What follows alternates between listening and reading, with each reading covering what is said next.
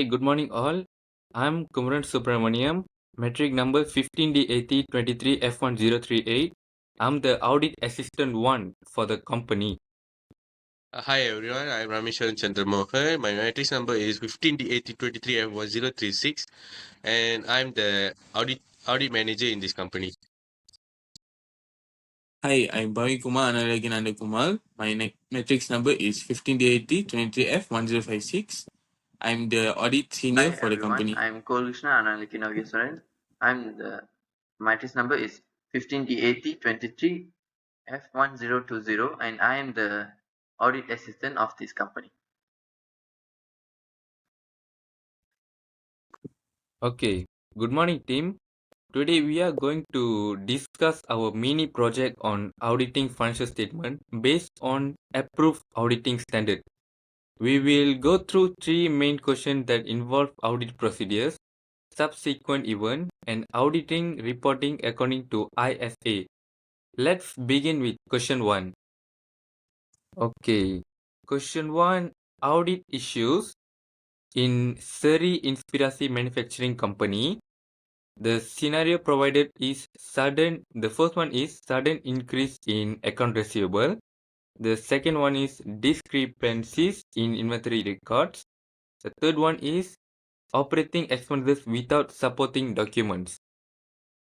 Okay. The first one is sudden increase in account receivable. What do you think about it, Pavin?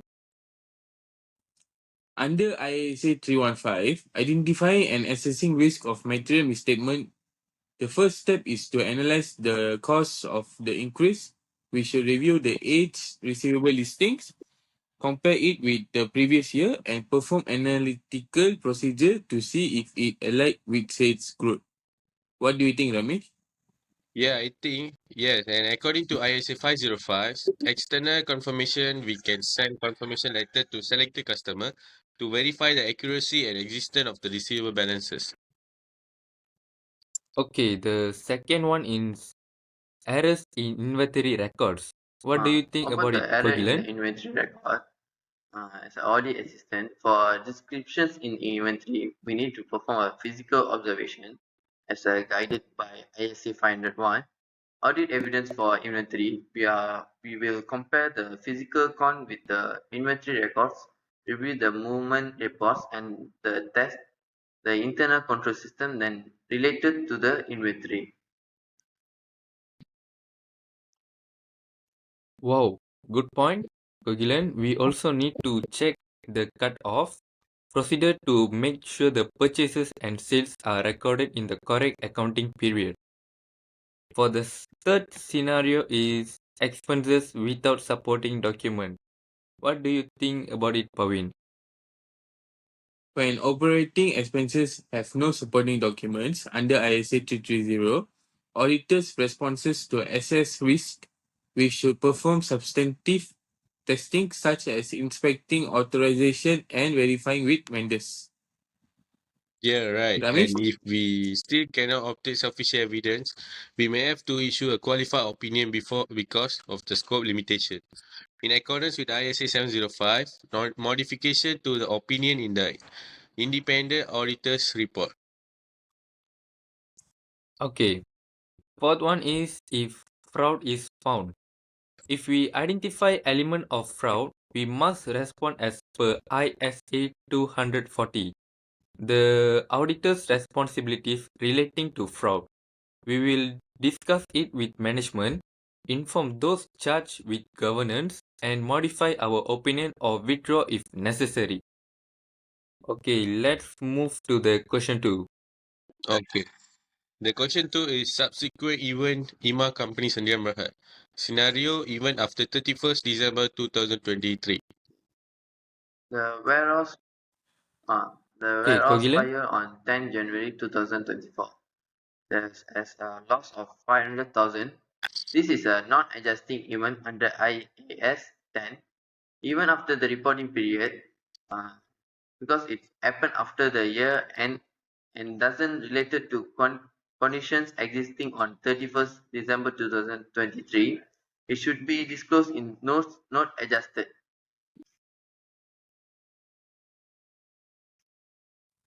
Second, lawsuit letter on 25th January 2024, which is 2 million for defective products sold in December 2023.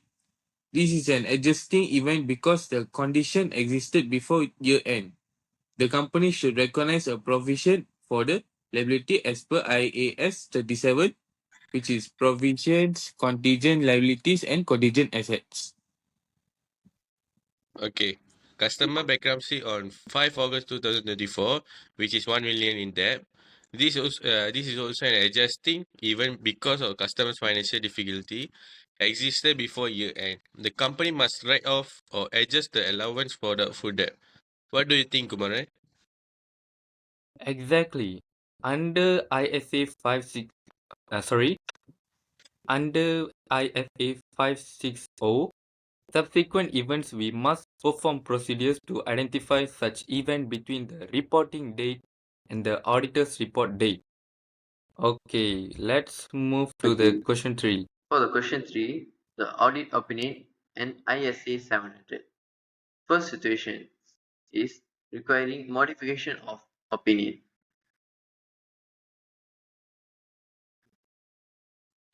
Under IAC 700, the auditor modifies the opinion when we cannot obtain sufficient appropriate audit evidence with scope limitation or there are material misstatement that affects the financial statement.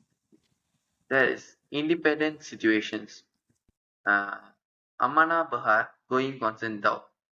If a management fails to disclose uncertainty, we issue an adverse opinion under ISA 570 going concern. If properly disclosed, a qualify or emphasize of matter paragraph may be added. What's your opinion, Ramesh? Okay. Excellent enterprise. Client refuses confirmation. This is a qualified opinion due to limitation of scope, which we cannot verify account receivable with sufficient evidence. And from you, Kumaran? Yeah, for the third one is healthy life Berhad, non-disclosure of related party transaction. This leads to qualified or adverse opinion depending on materiality. Not disclosure effect users understanding and violates IAS 24 related party disclosure. Okay, let's move to the conclusion. As a conclusion, to conclude, our discussion covered with the application of key auditing standards such as ISA 315, 330, 501, 505, 506, and 700, and ISA 240. Through these scenarios, we have seen how auditors identify risks, perform audit procedure, and evaluate subsequent events, and form an audit opinion. In this session has given us a clear understanding of how auditor ensure that financial statement present a true and fair view in compliance with approved auditing standard. That's from me. Thank you, man. Thank you, guys. That was nice, and thank you, guys. Okay, that's for Thank a you. good meet. Thank you. Bye.